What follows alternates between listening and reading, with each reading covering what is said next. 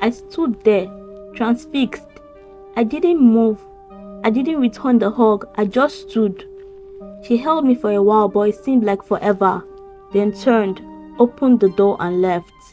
It took everything in me not to run after her. It had been months since I last touched a woman. And here I was with a woman that desired me and I couldn't do a thing. I called Miriam that night and asked her for something I never thought I would. I told her to send me her nudes. Of course, she declined. She asked me if I was okay. I told her I was, but I needed to see her without anything on. She asked me if I was cheating on her. I got upset at her for asking me such. We had a little quarrel. I told her I'll talk to her later and dropped the call. I went into the fridge, took out a bottle of wine, drank it all and slept off. I was upset with myself and with Miriam. Why would she think I was cheating because I asked for her picture? She was my wife after all, so why wouldn't she send it?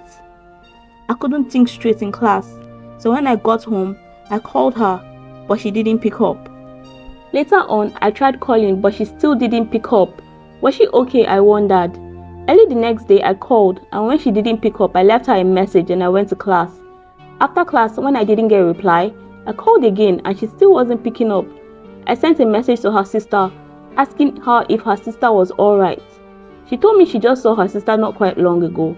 I thanked her and cut the line. I called Miriam for 3 days, but she never picked. I was so mad that I sent her a message telling her that if she did not pick up, I would never call back. When she eventually picked up, she apologized and told me she was so upset at me for asking such a thing from her. All the rage I had in me melted. I apologized as well. Then I told her I couldn't take it anymore and she had to join me. I had a place even though it was small. The company promised to get me a better place once I was through with school. Miriam came up with the excuse that she wasn't ready yet.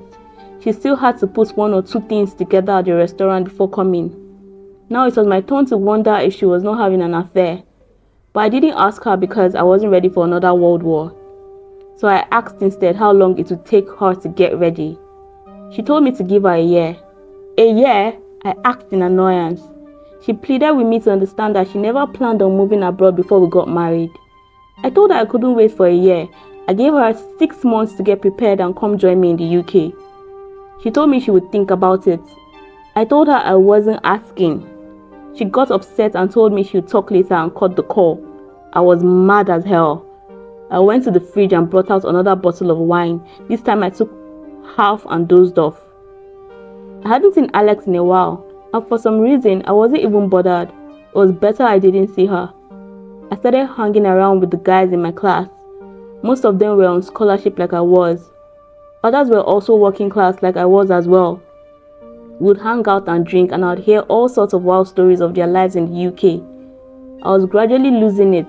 I needed Miriam and I didn't want to do anything I would regret. Why couldn't she understand? Was her business more important than me or was I being unreasonable? I tried talking to the guys. Their advice was to get me a beautiful lady and get laid. Of course, I didn't expect anything better. That night, as I opened my door, I saw Alex on the stairway. She came towards me and held me. She told me she couldn't stay alone and asked if I could spend the night with her. She was coming down with a fever. I wanted to say no, but I remembered she helped me when I needed her help. We both went over to her place. She got me a duvet to sleep on the sofa, while she set out a makeshift bed for herself on the floor. I told her I needed to make a call. She told me I could stay here or use her room. I decided to use her room for privacy's sake. I called Miriam. I asked her if she was preparing to come join me. She sounded pissed for me bringing it up. I explained to Miriam that I needed her as her husband. She told me it was just 11 months. I lost my cool, and I didn't realize I was speaking aloud when I told her I couldn't take it anymore. Alex came in and told me I needed to keep it low because of the neighbors. I nodded, but Miriam heard her. She affirmed what she had suspected, that I was with another woman after all.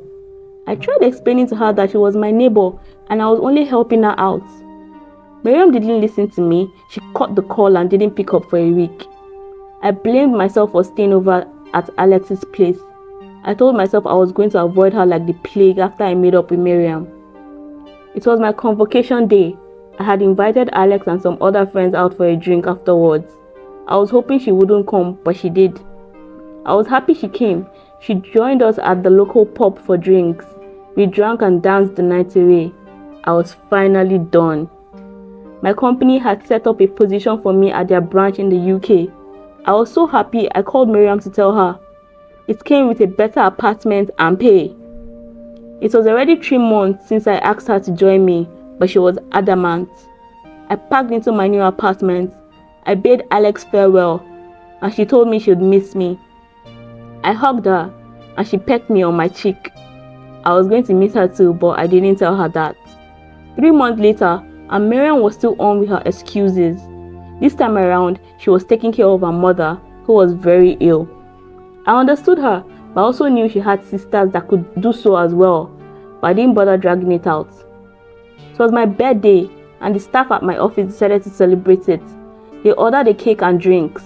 To my surprise, the person who delivered the cake was Alex. I remember she told me she had a cake shop. We caught up on old times, and I invited her out for drinks to celebrate my birthday. I was glad to meet her again. She asked about Miriam, and I told her she was fine. I tried not to ask about her personal life, but she told me anyways. She had tried dating, but it didn't work out. I told her one day she would meet a good man. She smiled. It was getting late, so I ordered a taxi for her. She told me she would be spending the night at her friend's place, and since it was the same route as mine, I hopped into the taxi with her. It was while we were in the taxi she told me she actually did not have any friend around here, that she wanted to go home with me. To say I was surprised was an understatement. I looked at her dumbfounded. Like, did you just lie to get me to take you to my place? She looked at me with desire in her eyes. I couldn't understand what she saw in me. I immediately grabbed her and kissed her the way I had never kissed any woman, not even Miriam. I had never felt desire the way I saw it in her eyes. I took her home and we devoured each other over and over again. We started seeing more of each other. She would spend the night at my place sometimes, and I would go to her sometimes as well. I still spoke to Miriam, but not as regularly as I used to. If she was upset, she didn't show it. After a while, I asked Alex to move in with me. She happily obliged. I had already started making plans to travel to Nigeria to legally separate from Miriam when she sent me a message that she had sold her restaurant and was coming to join me next month. I looked at the message and smiled. How was I going to tell her that I no longer needed her to join me here? Our marriage was as good as done.